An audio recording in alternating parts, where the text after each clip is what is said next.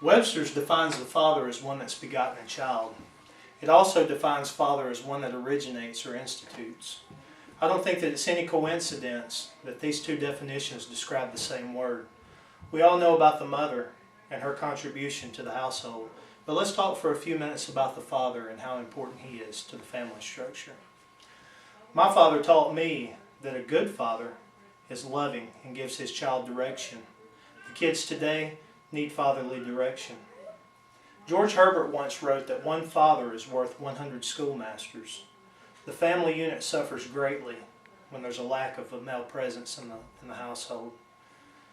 This subject's rarely discussed and it's often rejected, but there is proof that this statement is true. Many could argue about the author of the Bible, and that's a debate for another day. I, as a Christian, believe that the Bible was written by men who were inspired by God.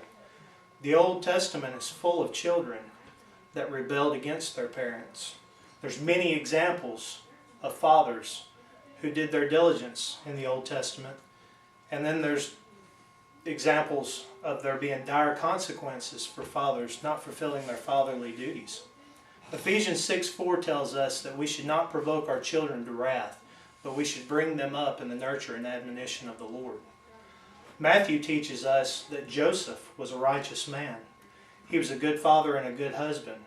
Joseph was a carpenter by trade, and he taught Jesus to be a carpenter also.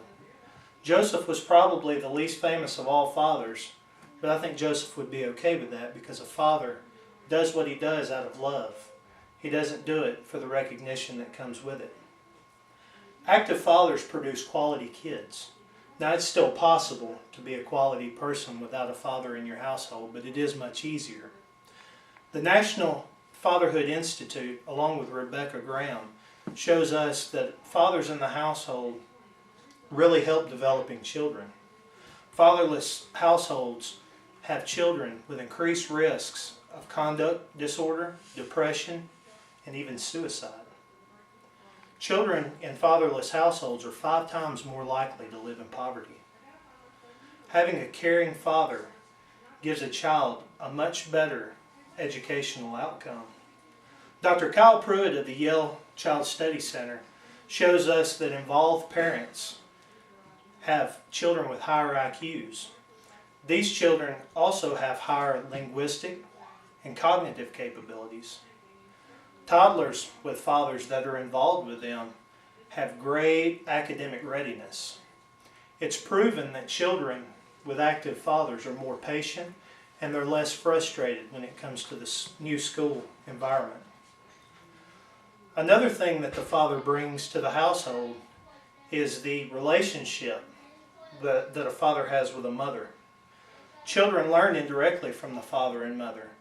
Much of the relationship skills that they'll learn is by watching mom and dad and how they relate to each other within the household. The son learns from the father how to treat and respect women, and the daughter learns from the father what she should expect from a man, how he should treat and respect her. Mothers benefit greatly from fathers too. A mother with a supportive husband is more responsive, affectionate, and confident with their infants. They can maintain their self-control with defiant toddlers. Mothers that have supportive husbands are also great confidants to teenagers who are seeking advice and emotional support. Finally, if you're all wondering why this subject is so dear to me, it's because of these 3. These are my sons. This is Tristan, this is Jacob, and this is Ethan. These are my sons and I'm their father. And they look to me to give them direction and love. So I have a big job ahead of me. Mark Twain once wrote that when I was a boy of 14, my father was so ignorant that I could hardly stand to have the old man around. But when I turned 21, I was astonished at what he had learned in 7 years. The 21st century, it's evident that a household needs the father.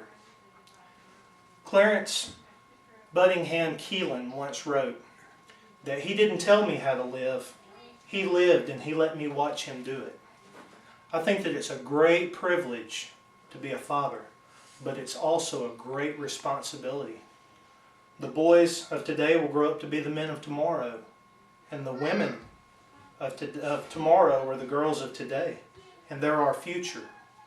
And they're only going to be as good as the example that we set for them. So, I think we should all make a promise that we'll set a good example.